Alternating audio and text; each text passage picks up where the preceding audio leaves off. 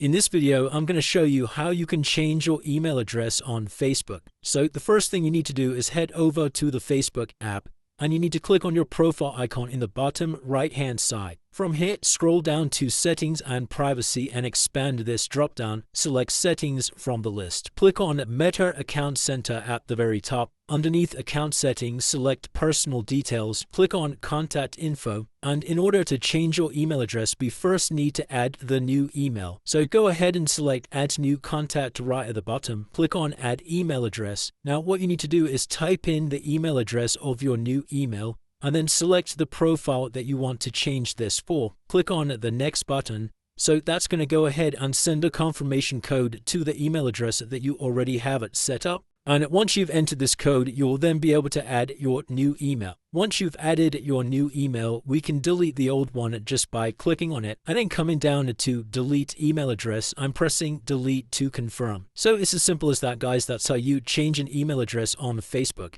If you did find this video helpful, then please consider dropping a like and subscribing.